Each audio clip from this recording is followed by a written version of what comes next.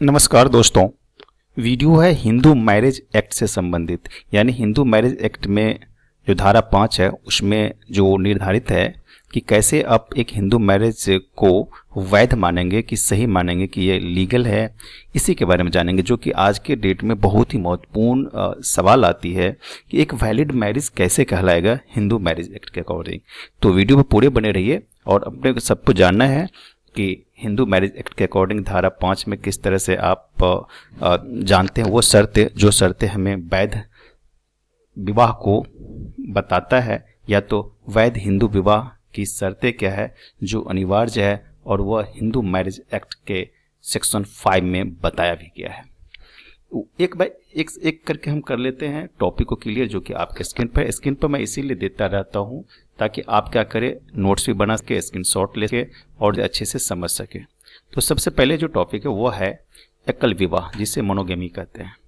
विवाह के समय किसी भी पक्षकार, वर या तो वधू का कोई जीवित पति या पति नहीं होना चाहिए। यह बहुविवाह यानी बैगेमी और पोलोगेमी को प्रतिबंधित करता है। राइट, यानी आपने समझ गया कि ये जो बात बताया गया है कि कोई जीवित पति या पत्नी नहीं होना चाहिए, तो हम उसे क्या बोल देंगे, एकल विवाह। राइट, और यह बहुविवाह जो बैगेमी या पोलोगेमी को प्रतिबंधित करता है। राइट, अब है कि कभी कभी जो दूसरी होती है वो होती है मानसिक क्षमता, मेंटल कैपेसिटी। विवाह के समय दोनों पक्ष में से कोई भी पक्ष मतलब हो गया या तो वधू साइड से या तो वर साइड से, लड़के पक्ष से या तो लड़का पक्ष से, यदि मानसिक अस्वस्थता यानी अनसाउंड माइंड का है, यानी उनकी दिमागी हालत जो है वह सही नहीं है, तो उनके कारण जो विवाह होगी, कारण विवाह के लिए जो वैध सहमति है, जो कंसेंट है, वैलिड कंसेंट है, वह देने में असमर्थ न हो। यानी वह यदि असमर्थ होता है तो हम समझ जाएंगे कि अनसाउंड माइंड के हैं, उनकी दिमागी हालत सही नहीं है। और यदि सहमति देता है कि हाँ हम शादी करने के लिए सहमत हैं, एग्री है, तो उससे ये हो गया कि वो उनकी जो है ना स्वस्थ और मानसिक स्वास्थ्य जो है दोनों के दोनों सही है। अब है मानसिक विकार, मेंटल डिसऑर्डर से प्रीत न हो। यानी जिस समय मानसिक क्षमता की हम बात करते हैं तो मानसिक क्षमता में ये होना चाहिए कि वो किसी तरह का मेंटल जो है मानसिक रूप से न बीमार है, न वो कमज़ोर है और न ही वो किसी तरह से ग्रसित है। यानी उनका माइंड जो है पूरे के पूरे काम करता है, जो उसे विवाह और संतान उत्पत्ति के लिए अयोग्य बनाता हो। ऐसा ना कि वह संतान उत्पत्ति न कर सकता हो, बच्चे न का जन्म न दे पाता हो, ऐसा अयोग्य न हो, तो वह नहीं हो तो वह सही है। यदि ऐसा है तो वह फिर मानसिक विकार में आ जाता है। एक पॉइंट है वह है उन्मत्तता, इंस्टेंटिटी। तो इंसैनिटी के बारे में क्या बताता है कि जब इंसैनिटी होता है तो इंसैनिटी में क्या होता है, दोनों पक्षों में, मैं एक साइड से बात नहीं कर रहा हूँ, मैं वर और वधू दोनों पक्ष की बात कर रहा हूँ। पक्ष मतलब वर में भी और वधू में भी, उनको ऐसा ना हो कि कोई एक जो है वो बार बार उनको दौरा पड़ता हो, किसी तरह के शरीर में या दिमाग में संतुलन खो बैठता हो, ऐसा भी नहीं होना चाहिए। तो अभी ने आपने देखा कि एकल विवाह, मानसिक क्षमता, ये दो चीज को आपने समझा। सो सेक्शन 5 में बताता है हिंदू मैरिज एक्ट के अकॉर्डिंग। राइट, अब नेक्स्ट जो है वो आपके स्क्रीन पर है, वो है विवाह की जो कंडीशन है, जैसे आप वैलिड कैसे मानेंगे उसके बारे में। वह है तीसरा, वह है विवाह की न्यूनतम आयु, minimum age of for marriage.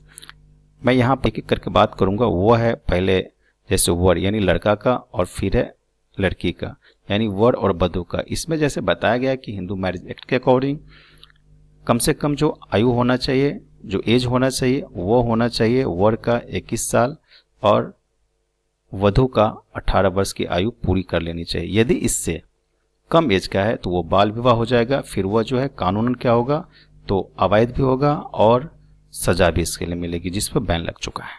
Right, अब यहाँ पर जिस तरह से आपने ये समझा कि वैध, मैं बात कर रहा हूँ कि हिंदू मैरिज एक्ट के अकॉर्डिंग वैध विवाह कैसे कहलाएगा, तो आयु भी मैंने बताया, यहाँ पर कुछ कंडीशन बताए थे, मेंटली भी बताया।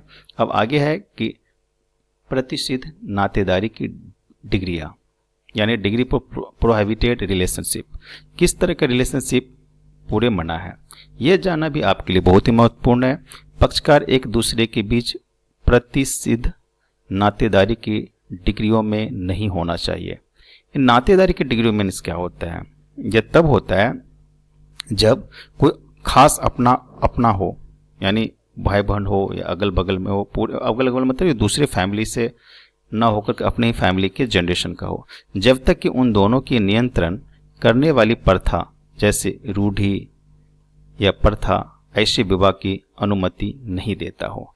यानी हिंदू धर्म में जो उन लोगों का प्रथा चल रहा है कि वह किस तरह के फैमिली में, तो फैमिली बैकग्राउंड की बात नहीं कर रहा हूँ, वह हो रहा है ब्लड रिलेशन से संबंधित यहाँ पर, कि वह जो है ऐसा रिश्ते घर होना चाहिए, यानी लड़की से लड़का का भी, लड़का से लड़की जिस घर में करे, एक दूसरे का घर ऐसा होना चाहिए जिसमें कि कहीं ना कहीं कोई ऐसा प्रथा या रूढ़ी विवाह की अनुमति नहीं देता हो। ऐसे घर में नहीं करना है जहाँ पर अनुमति देता हो।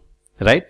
तो हिंदू विवाह एक्ट जो है हमें बताता है कि वैसे घर में शादी होना चाहिए जिस घर में अनुमति मिल जाता हो सामाजिक तौर पर। राइट। अब समाज से पूछने नहीं जाएंगे हम इस घर में शादी करें ना करें, जो उनका अपनी प्रथा बताता है। राइट। अब 5 नंबर है सपिंड शादी। अब सपिंड रिलेशनशिप क्या होती है? सपिंड संबंध क्या होता है? पक्षकार एक दूसरे के संपिंड नहीं होने चाहिए। अब संपिंड का मतलब ये होता है कि जब तक कि उन दोनों को नियंत्रण करने वाली प्रथा या रूढ़ी से ऐसी विवाह की अनुमति न दे। राइट। यही होता है सपिंड संबंध रिलेशनशिप। यह ऐसा बताता है कि जो प्रथा चलती आ रही है वह प्रथा की अनुमति हो। यदि ऐसा होता है कि दोनों को नियंत्रण करने वाली प्रथा रूढ़िवाद ऐसे विवाह की अनुमति न देती है तो नहीं देगी। ऐसा न हो कि उनकी प्रथा जो चल रही है वो प्रथा को कहीं ना कहीं इग्नोर कर रहा है और कहीं ना कहीं तोड़ रहा है, तो ऐसा भी नहीं होना चाहिए। राइट। यानी हिंदू मैरिज एक्ट में जो हिंदू की प्रथा है वो प्रथा के अकॉर्डिंग होना चाहिए। हिंदू मैरिज एक्ट में एज का भी बता दिया मैंने।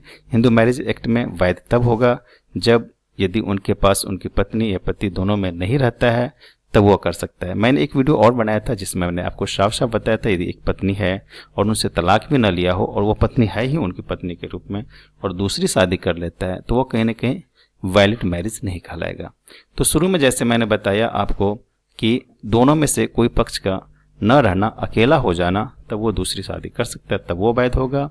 मानसिक रूप से क्षमता रहना चाहिए, असमर्थ नहीं होना चाहिए।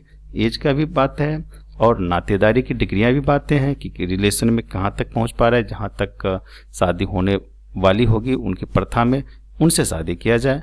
तीसरा है कि जो सपिंड रिलेशनशिप बताया इसमें यह है कि वो प्रथा जो है उनको शादी करने के लिए अनुमति दे।